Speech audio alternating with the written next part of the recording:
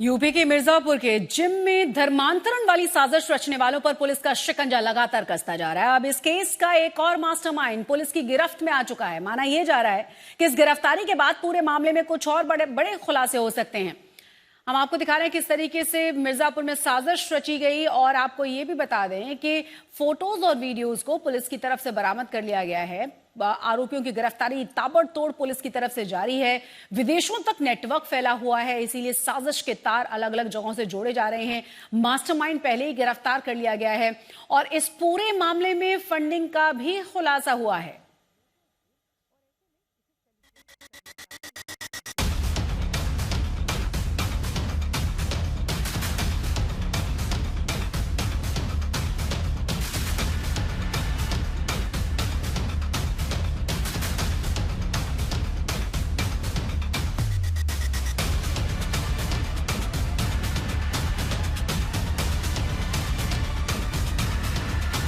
Gym की आड़ पे धर्मांतरण वाले जाल का ये वो किरदार है जिसे इस पूरे नेटवर्क का मास्टरमाइंड बताया जा रहा है।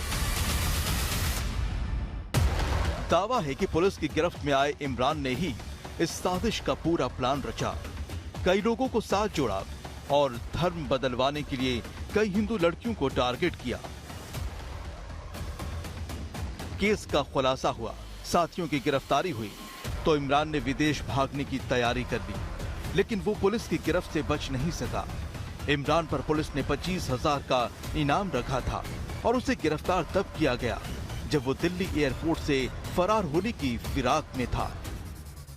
इसके ऊपर 25,000 का इनाम घोषित था। जब पुलिस को इनपुट मिली कि ये देश छोड़ के भाग सकता है, मिर्जापुर पुलिस ने इसमें लुकआउट सर्कुलर इशू किया, जो इंडिया के हर स्थल, जल और वायु पोर्ट्स में सर्कुलेट किया गया रातों रात। और इसके वजह से 23 तारीख जब ये दुबई भागने वाला था हवाई जहाज लेके, तो वहाँ की इमिग्रेशन डिपार्टमेंट ने इसको रोक लिया। बाद में दिल्ली पुलिस को हैंडओवर हुआ। आज दिल्ली कोर्ट से जो हमारे मिर्जापुर पुलिस की विवेचक है अमित मिश्रा इंस्पेक्टर, उन्होंने इनकी ट्रांजिट रिमांड लिया है। इमरान की गिरफ्तारी के बीच इस केस की जांच में कई चौंकाने वाले अंतर्राष्ट्रीय कनेक्शन सामने आए हैं। आज तक के पास मौजूद एक्सक्लूसिव जानकारी के मुताबिक इस पूरे नेटवर्क का अहम किरदार इमरान 27 जनवरी 2024 को दुबई गया था। सूत्रों के मुताबिक दुबई में इमरान ने धर्मांतरण के संगठित नेटवर्क से जुड़े कई संदिग्ध लोगों से मुलाकात की थी। इस बैठकों में न सिर्फ नेटवर्क को विस्तार देने पर चर्चा हुई, बल्कि फंडिंग को लेकर भी बात हुई। इमरान की लाइफस्टाइल और विदेश यात्राओं पर हो रहा लाखों रुपए का खर्च भी जांच एजेंसियों के लिए बड़ा सवाल बना हुआ है। ये भी खुलासा हुआ है कि इमरान का नेटवर्क केवल दुबई तक सीमित नहीं था, कई और देशों में भी इसके संपर्क की बात सामने आ रही है। पुलिस को यह भी पता चला है कि इमरान मलेशिया भी बार बार जा रहा था। ऐसे में माना जा रहा है कि मलेशिया में बैठकर भी इस नेटवर्क के कुछ हिस्सों को ऑपरेट किया गया। पुलिस गिरफ्तार आरोपियों से पूछताछ कर रही है, एक एक दस्तावेज की पड़ताल कर रही है ताकि धर्मांतरण वाली इस साजिश का पूरा खुलासा हो सके। साथ ही ये भी पता चल सके कि आखिर इसके तार कहां-कहां से जुड़े हैं।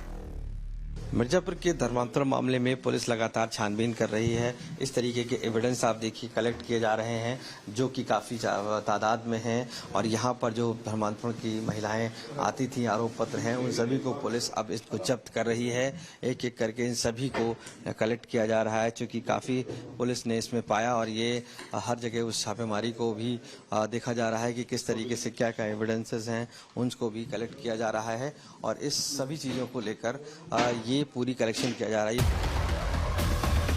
इस बीच मिर्जापुर पुलिस कुछ और पीड़ित के संपर्क की कोशिश में लगी है ताकि इन आरोपियों के खिलाफ कुछ और सुराग हाथ लग सके। मिर्जापुर जिम जिहाद केस में पुलिस अब तक 7 आरोपियों को गिरफ्तार कर चुकी है। पुलिस की नजर अब एक और मास्टरमाइंड लकी अली पर टिकी है, जिस पर शिकंजे के साथ इस केस को लेकर कई और खुलासे हो सकते हैं। मिर्जापुर से संतोष शर्मा के साथ आज तक ब्यूरो। तो पुलिस ने मिर्जापुर धर्मांतरण के आरोपियों की 25 करोड़ की संपत्ति जब्त की है। कई और संपत्तियों पर कार्रवाई की तैयारियां चल रही हैं। सबसे बड़ी गुत्थी यह है कि आखिर आरोपियों को इतनी बड़ी फंडिंग कहां से मिली। इसी बीच आरोपियों के सोशल मीडिया के कुछ वीडियोस और तस्वीरें भी सामने आ गई, जिससे साफ पता चल रहा है कि वो शानदार लाइफस्टाइल का झांसा देकर लड़कियों को अपने जाल में फंसाने की साजिश रचा करते थे। मिर्जापुर के जिम धर्मांतरण मामले में अब आज तक उस जगह से आपको वो तस्वीरें दिखाता है जो लग्जरी लाइफ जीने के लिए प्रयोग करते थे ये सारे आरोपी।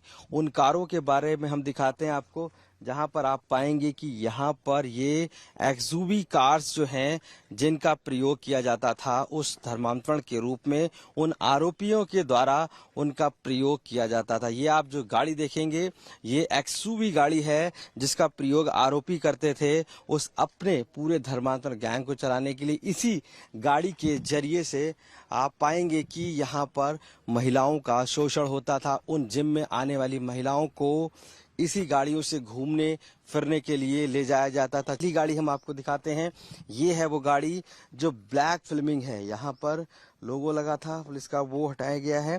यूपी 63 AW 3334 नंबर लास्ट का 3334 सेम है।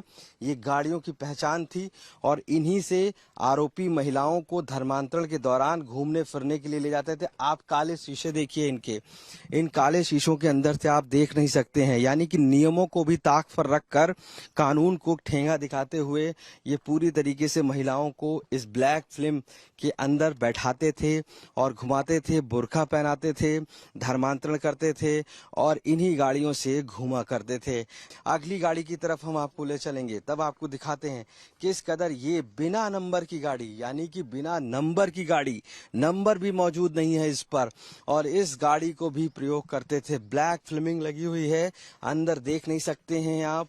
और ये गाड़ी भी व्हाइट कलर की चमचमाती हुई कार, इसका प्रयोग ये धर्मांतरण के लिए करते थे और जिससे कि जो पीड़ित महिलाएं थीं जो पहले ट्रैप में फंसती थीं जिसका एक्सटॉर्शन करते थे, आरोप ये भी है कि उन पैसों से सभी गाड़ियां खरीदी गई हैं। यानी कि जो पैसा महिलाओं से लिया गया एक्सटॉर्शन करके, जो पैसा धर्मांतरण करके कमाया गया, उससे ये गाड़ियां ली गई और इन्हीं गाड़ियों से अन्य महिलाओं को घुमाते थे, उनको मिर्जापुर से लखनऊ तक ले जाते थे। और जैसे कि black filming, number same, XUV style रहता था कि कोई भी पहचान ना पाए।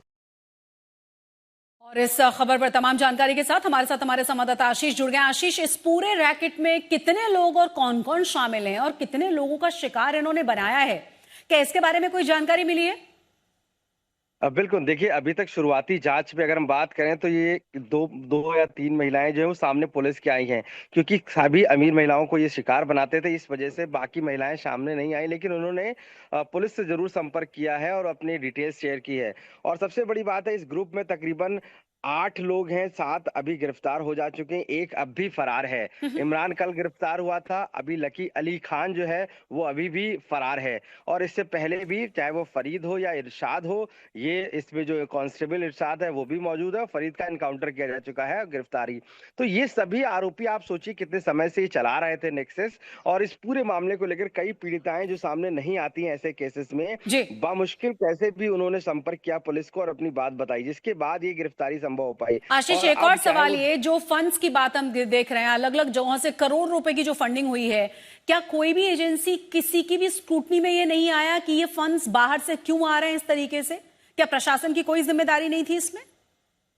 बिल्कुल जिम्मेदारी थी यहाँ पर प्रशासन की और यहाँ पर एजेंसियों की। अगर जिस तरीके से पैसे बाहर आ रहे थे, आपने देखा होगा कि आज तक ने दिखाया है उसको कि हर महीने लाखों रुपए उसके ट्रांजैक्शन में आ रहे हैं, जिस पे नजर बनानी चाहिए एजेंसियों को, लेकिन एजेंसियां नहीं बनाती हैं। और साफ तौर से इसी का फायदा उठाकर कहीं ना कहीं ये इस तरीके से इतने करोड़ों रुपए इकट्ठा कर लिए। सिर्फ गाड़ियां ही नहीं, इतने करोड़ों रुपए आ गए कि उसने आलीशान बंगले अपने तैयार कर लिए जिनकी कीमत करोड़ों रुपए है। तो एक जिम संचालक जो एक सिर्फ ट्रेनर था, वो इतने पैसे कहाँ से लाया था? ये एडमिनिस्ट्रेशन की पूरी जिम्मेदारी बनती थी और उसको कहीं ना कहीं चेक करना चाहिए था। हालांकि पीड़िता अगर सामने नहीं आती तो शायद इनका ये नेक्सस धर्मांतरण का चलता अभी भी ना खुल पाता। बहुत बहुत शुक्रिया आशीष इस तमाम जानकारी के लिए आपका।